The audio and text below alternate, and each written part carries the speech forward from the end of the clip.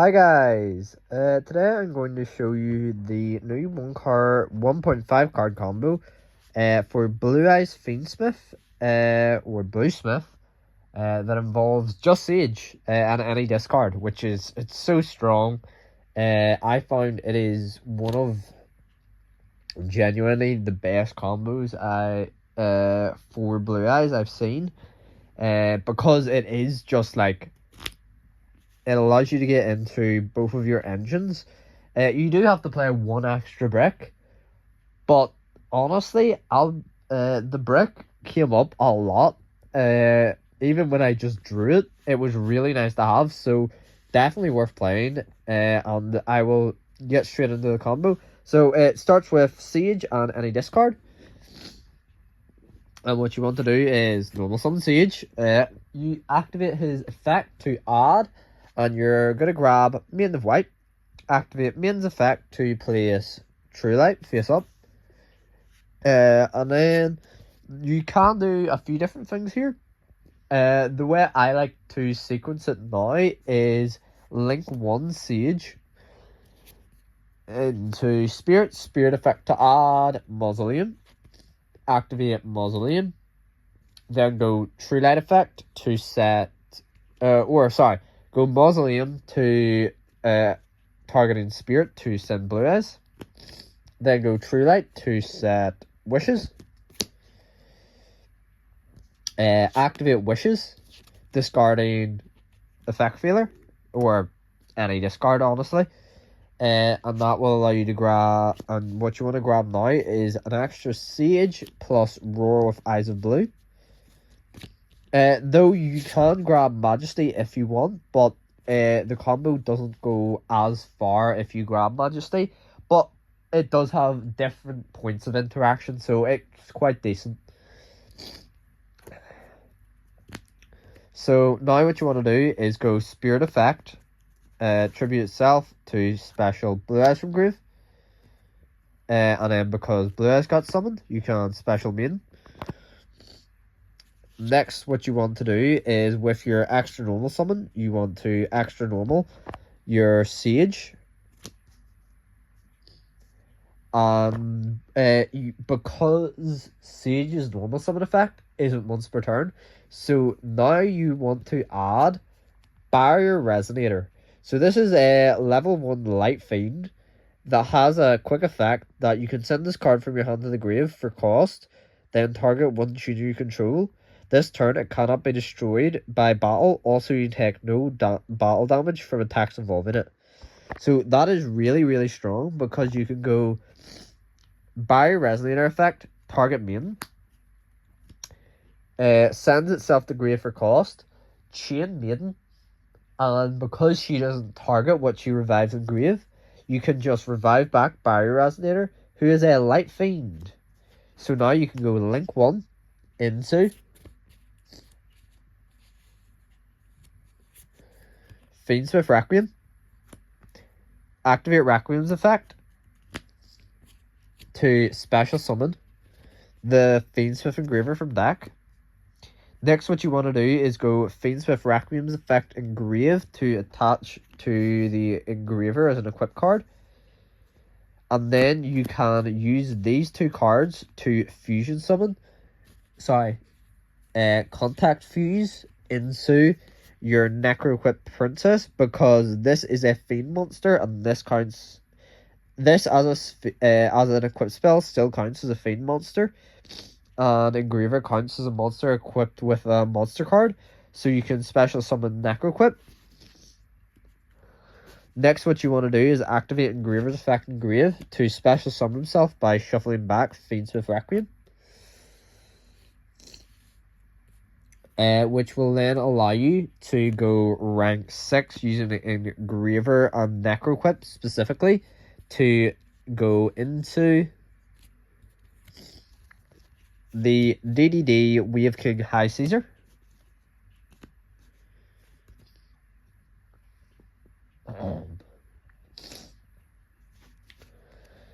From here then, you can go activate Wishes Engrave to targeting your Blue Eyes to equip him with the Neo Blue Eyes.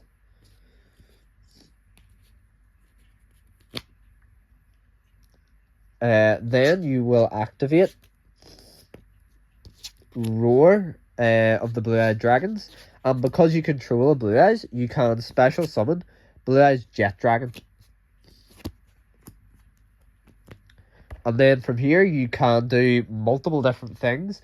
I typically like just going, though, for 2 Synchro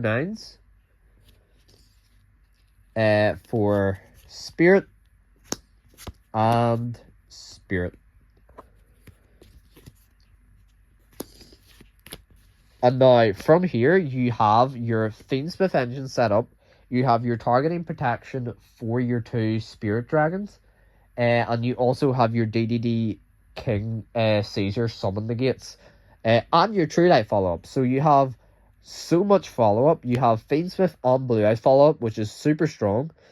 You also have your spirits to bring out whatever you want. Typically, I'll show you. So you pass turn to your opponent. You have Caesar's. You have 2 interactions on Caesar, 2 graveyard negates here.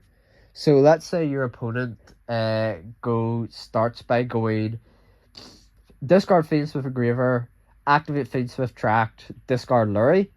You can negate Lurie effect. And then if they try to summon Engraver back, negate Engraver effect. And now that you've used up their graveyard negates, you can tag them out. I typically like to do it one at a time, because if my opponent has call by, I don't want them to call by one and not the other. So I will go first. I always go first into the Ultimate Spirit, because that stops banishing. So that's also why I do it one at a time, but for the purposes of this, I'll go just 2. But yeah, so always go one at a time. Go Ultimate Spirit first, so that they can't banish anything from your grave anymore. And then you can kind of go whatever you feel like is best in the moment. So I am playing currently 3 targets. Lightstorm, Moonlight, and Azure Eye Silver. If you feel that just having this recurable negate is better than having a bit better follow-up potentially, definitely just go with Azure Eyes. If you just want a very clear board that's quite easy, that also gets you very nice follow-up, definitely go with Lightstorm. He is the best for getting follow-up. And if you're just struggling with removing a really big body, I would go with potentially Moonlight Rose Dragon, but because it's a level 7, I go for this the least, because I can also make it with the Fiendsmith Engraver and any regular tutor. So I like keeping this for my 3rd turn typically. But you know, also, if your opponent has so let's say I have gone for the Lightstorm Dragon here to just clear out my opponent's back row in the end phase. So, because I often play against a lot of White Forest, so I want to get rid of my opponent's back row quite often. So I'll go Lightstorm to clear out my opponent's back row so that they don't have anything anymore, because he can pop, I believe, 2 back row now, because it's the number of normal monsters you have in grave or on field plus 1. And we have currently 1 Blue Eyes, so we can pop 2. In end phase, these 2 will get destroyed by Spirit's effect. And then they both have an effect. So with Lightstorm, you can target a spell trap. So you could either potentially target Roar and reset it. Now, you don't have to do that if you feel like it'll be a bit harder to break through your opponent's board. But if you want to, you can. And because a card was destroyed on field, you can also special back Jet. And then Ultimate allows you to special back a Spirit, I typically like to get. And then I will go for True Light to special Blue Eyes.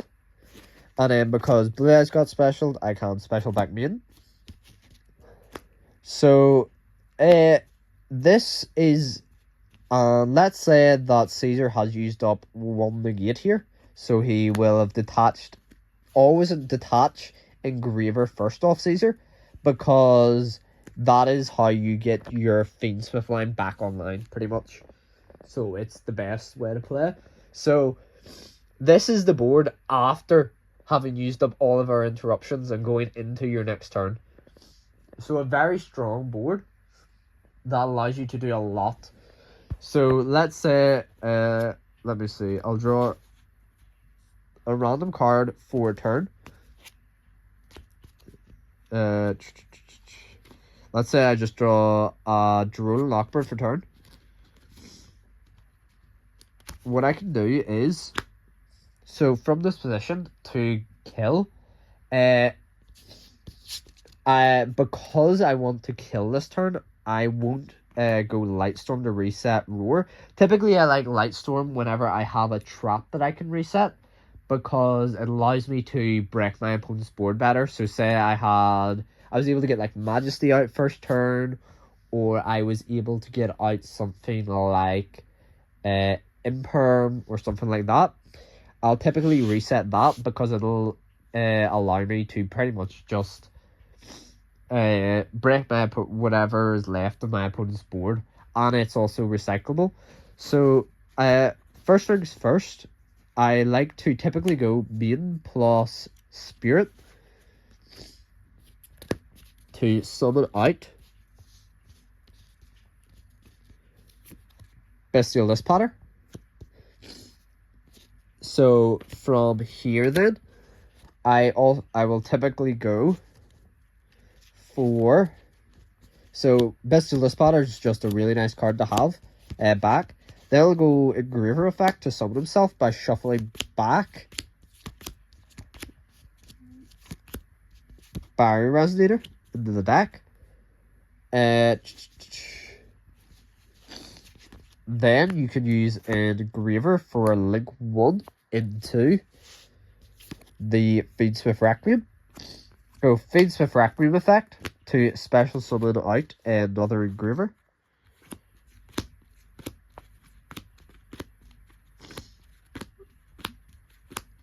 Where is he? There, another Engraver. So he will special out another Engraver.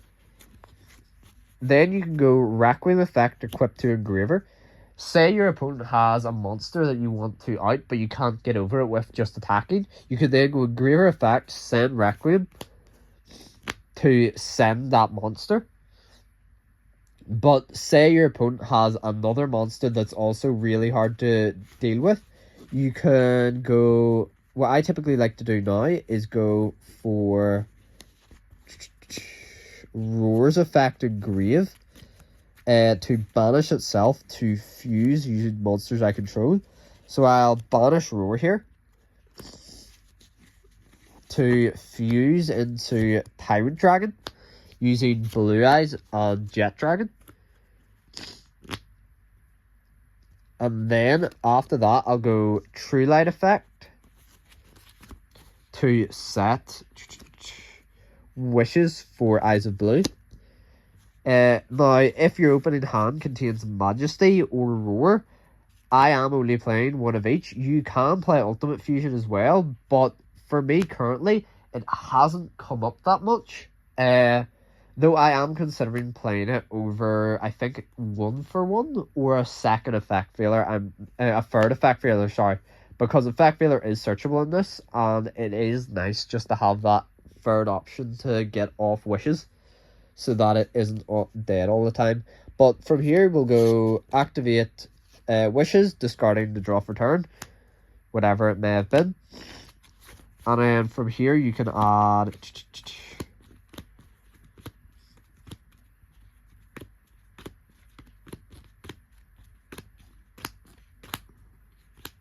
Siege plus where is it? It's around here somewhere. It will be Majesty. Whenever I find it. Imperm, Majesty. So you can add Sage plus Majesty. And then you will be able to normal summon Sage effect then to search out. I typically like to go in effect failure here just because I have everything at this point. All combo pieces, so I can just grab an effect failure. Because this is a more heavy control deck, it's really nice just to have that. Then, because Sage is level 1, and so is Engraver, I can go Synchro 7 into Black Rose Moonlight Dragon, which will then allow me to go into battle, which on special summon allows me to target a special summon monster your opponent controls and bounce it. So then I can go Mausoleum of White as well if I want to target Tyrant Dragon, so that he gets an extra 800 attack from Blue Eyes from the Mausoleum effect. So he is at currently 42 and can attack everything your opponent controls once. So he would go in, attack everything. If you have a trap engrave, you can activate his effect to set a trap. If not, if he destroys any monster, you can activate Jet's effect engrave to special summon itself. And then you can attack for a game with 28, 24, 35, and 3000. All while still being protected from Nib by either Dispatter or Wave King High Caesar. So, if somehow your opponent manages to live from that, you can go Tyrant plus Jet into Hieratic Seals, and then activate True Light to revive Blue Eyes, which will allow you to bring back Maiden, wherever she may be, Maiden, which will allow you then to also sync off into Azure Eyes, which isn't as good, but it gives your dragons protection for the rest of the turn, so it can be nice to have. And honestly, I might actually do that before, because having untargetable, indestructible dragons would be actually quite nice. So I think actually that is the better idea to do before going into combat. So yeah, that is the new Blue Eyes 1.5 card combo. It's so strong now.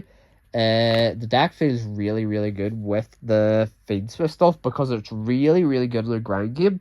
Because that's just what the fiendsmith engine gives it. And it's also, the Blue Eyes cards are just so hard to get around because once your opponent has used up all the removal, getting over a 3000 attack monster is just so hard to do. So honestly, the deck feels really, really good. It ended up winning me the